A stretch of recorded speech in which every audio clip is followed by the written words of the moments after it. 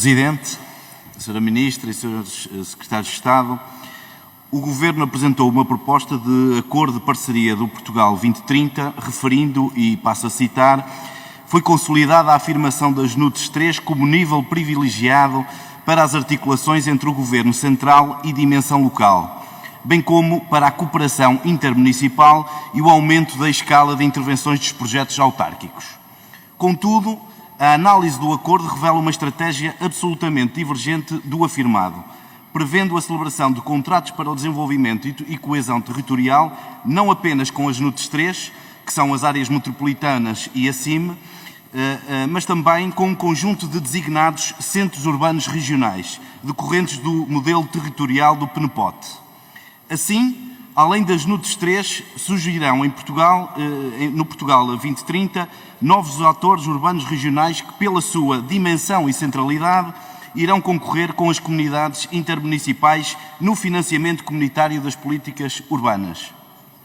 Feito este pequeno introito, o que eu lhe pergunto, e a primeira pergunta é neste sentido, manifestando o Governo a vontade de afirmar as NUTS 3 como nível privilegiado entre o Governo Central e local, por que razão promove, na prática, cidades médias do interior a atores regionais ao nível ou acima da CIM?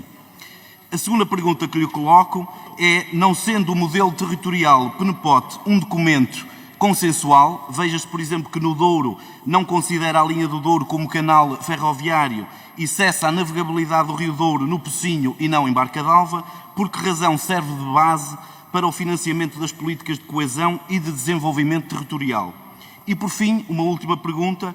Está o Governo ciente de que esta competição provocada entre as comunidades intermunicipais e centros urbanos regionais será inevitavelmente desfavorável aos municípios pequenos do interior, e dou-lhe o caso de Lamego, e irá acentuar as assimetrias regionais? Uma questão que eu considero muito importante, que tem a ver com a questão de termos as CIMs, de termos as CIMs e de agora termos previsto um outro instrumento que são as ITIs, Centros Urbanos.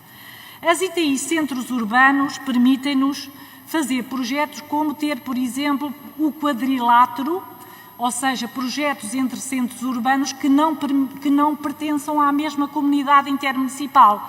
Permite-nos fazer projetos entre centros urbanos de menor dimensão do interior com outras comunidades intermunicipais e, portanto, a regulamentação comunitária exige que 8% do FEDER seja para desenvolvimento urbano sustentável.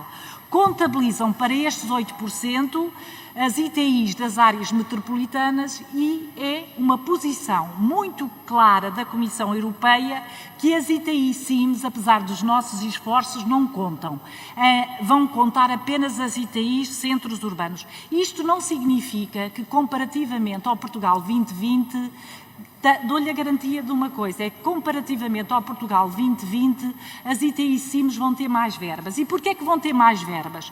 Porque nos programas operacionais regionais nós financiávamos muito aquilo que era política pública nacional, os contratos de desemprego e inserção, os doutoramentos, ou seja, os programas operacionais regionais financiavam medidas de política pública nacional. Vamos deixar de financiar e correspondiam a cerca de 3 mil milhões de euros. Vamos deixar de financiar essas medidas que passarão a ser financiadas pelo PO temático ou pelo Orçamento de Estado. E, portanto, nós temos a garantia de que não só as verbas das ITIs CIM vão poder aumentar, como outros projetos para o território vão poder ser financiados. Portanto, não tenhamos medo das ITIs Centros Urbanos. Não vamos, com isto, desvalorizar as ITIs CIM. Vamos poder fazer redes de projetos entre centros urbanos, com avisos de concurso, com projetos que são importantes para o território e que o próprio território, no caso presente a região norte, já nos propôs. E, portanto, isto não significa a desvalorização das ITIs CIM, significa um outro nível de fazer também coesão, de ter competitividade, de fazer digitalização, descarbonização.